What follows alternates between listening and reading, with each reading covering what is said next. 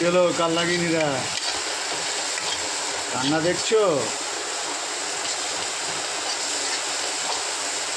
পেঁয়াজ টমেটোটা ভাজা হচ্ছে, এই তোমার গিলে মেটে, এই আলু, এই তার মশলা।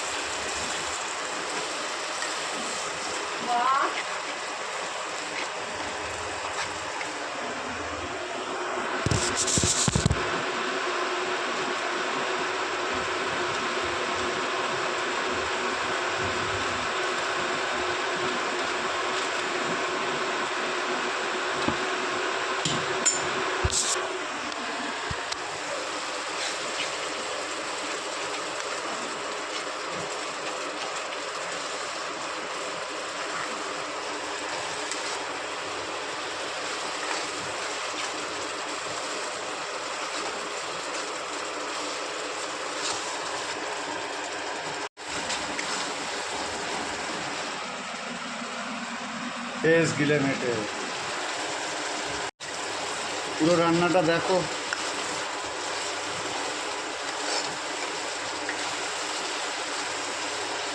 গিনিরা তোমাদের কাছে কি রান্না বান্না হলো?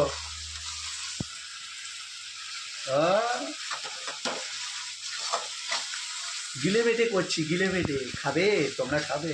ও তোমরা তো আবার রান্না বান্না পারো না, তাই না? মরণ দশা, কচু পোড়া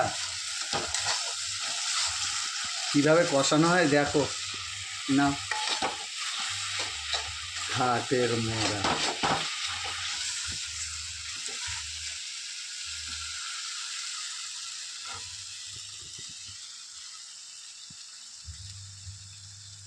বলো বলো বলো বলো বলো, তোমরা রান্না জানো তো নাকি না জানো না?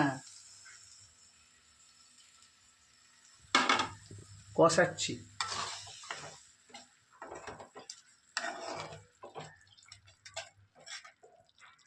একটু রেড চিলি পাউডার দিয়ে দিচ্ছি, এই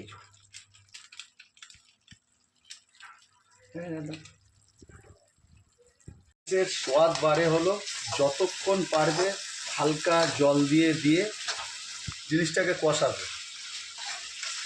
তারপর দেবে জিনিসটা খুব খেতেও ভালো লাগবে। মানে মশলা কষানোর ওপরই হয় রান্না, যে কোনো জিনিস।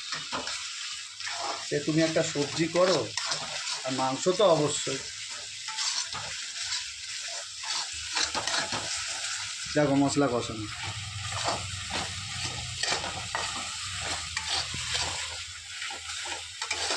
ঠিক আছে? গিলে মেটেটা তো দেখেইছো, ফ্রেশ গিলে মেটে, আলু টমেটো দিয়ে ডাল, পাঁপড় ভাজা, বেগুন ভাজা, ব্যাস কমপ্লিট হলো কি না? কেমন হয়েছে বলো? ইয়ামি। ভালো নেই রে মন, ভালো নেই বন্ধু।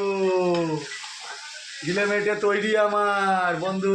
মেটেগুলো আস্তে আস্তে করে জল একদম চিপে ছেড়ে দেয়, বুঝলে? জল এরকম চিপড়ে নেবে, চিপড়ে নিয়ে গিলে মেটেগুলো ছেড়ে দেবো। মশলা কষাচ্ছিলাম এতক্ষণ, ঠিক আছে? এবারে এইটাকে এবারে কষাবো, সোজা একদম গিলে মেটে তৈরি করা একদম সোজা। যেরকম মশলাপাতি, জিরে, হলুদ, কাঁচা লঙ্কা, তারপরে তোমার কাশ্মীরি মির্চ কালার হওয়ার জন্য, লাস্টে এটা যা মশলা দেওয়া হয়েছে, লাস্টে গরম মশলা দিয়ে নামিয়ে নেবে, গুঁড়ো গরম মশলা দিয়ে, বুঝেছো?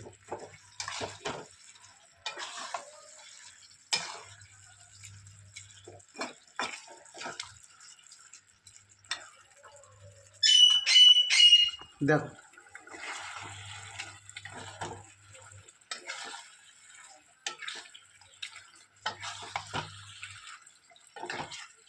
এবার এটা অনেকক্ষণ ধরে কষাবো হালকা জল দিয়ে। কোনো তেলের কোনো গল্প নেই এখানে, তেলের গল্প যা ছিল মশলায় কষিয়ে, মশলা কষানো হয়ে গেছে, এবার এটাকে কষাবো। ঠিক যখন আধা কাঁচা হয়ে যাবে তারপর আলুগুলো দেবো, ঠিক আছে?